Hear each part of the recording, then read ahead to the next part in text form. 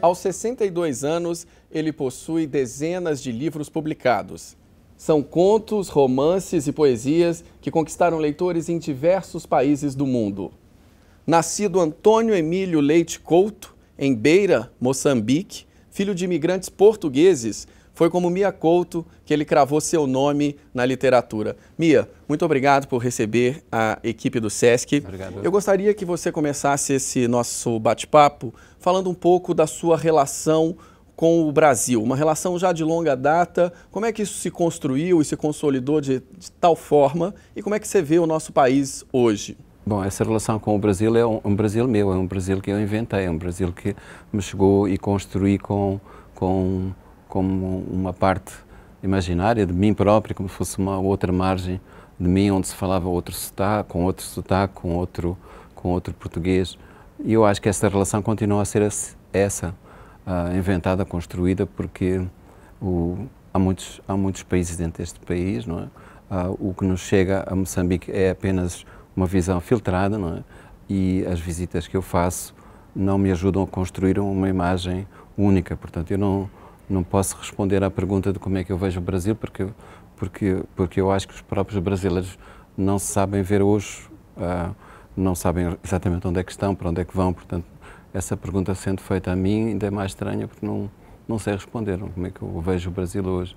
Vejo com preocupação, obviamente, porque as notícias que chegam não podem senão criar esse sentimento de uma certa angústia, porque a minha parte brasileira, que eu próprio, de uma maneira abusada, me autorizei a ter, não me faz estar preocupado, não? Além de escritor, você é jornalista e biólogo, né? Com uma atuação notável, sobretudo na área ambiental. Como é que você vê os tratados ambientais no mundo hoje? Nós podemos ter boas expectativas com relação ao que vem sendo construído? Eu acho que temos de estar preocupados. Todos os acordos mundiais que foram feitos não resultaram em grande coisa, não? Porque esses acordos são feitos por quem provoca as situações de grande desequilíbrio, não é? Por exemplo, um acordo que não... Para já me incomoda pensar que os problemas ambientais têm soluções ambientais. Os problemas ambientais têm que ter soluções muito mais profundas, é preciso mudar tudo para que se mude o ambiente, não é? E, por exemplo, os países que assinaram um acordo, não exatamente ambiental, mas que davam uma certa percentagem, os países desenvolvidos dariam aos países chamados não desenvolvidos uma percentagem do seu orçamento, do seu produto nacional bruto. E quem cumpriu? Quem é que cumpre os acordos? Quem é que assina? Não tenho esperança que seja essa a luta tem que ser de uma outra via, não? Mia, como escritor, como é que você vê essa revolução tecnológica que a gente vive hoje em dia, sobretudo no que diz respeito aos novos leitores? Você acha que isso tende a modificar a relação escritor-leitor ou o livro físico é de fato apenas um meio? Eu acho que agora se mistifica muito a ideia de que a tecnologia é o assunto, é a solução, é a grande saída, não é? Eu acho que essa é uma hipótese de apoio a uma saída, mas as grandes soluções não passam por aí, não é? A tecnologia que nós temos hoje já permitiria resolver grandes problemas da fome, da miséria, desses grandes equilíbrios entre países e dentro dos países. E, portanto, a solução não virá daí, vem de uma outra coisa, não é? Porque você falou especificamente do livro, mas, portanto, para mim não é essa a grande questão. A questão é qual é o desejo que as pessoas têm de que se lhes conte uma história, seja por via do livro físico, não é? Seja por via do digital, não é?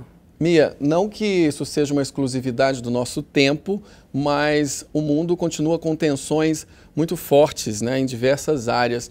Você, como escritor, você acredita que a literatura ela tem assim a capacidade, digamos, de reencantar o mundo? Eu acho que sim, sozinha não, mas acho que talvez o que se pode fazer é tentar devolver histórias àquilo que parece que está isento de um sentimento que já tivemos. Por exemplo, vou-lhe dar um exemplo, cozinhar. Cozinhar, como eu vivi esse meu tempo, cozinhar não era só fazer uma coisa, não era uma atividade só. À volta da cozinha se criava uma relação de solidariedade, uma relação encantada com as histórias que se contavam naquele lugar.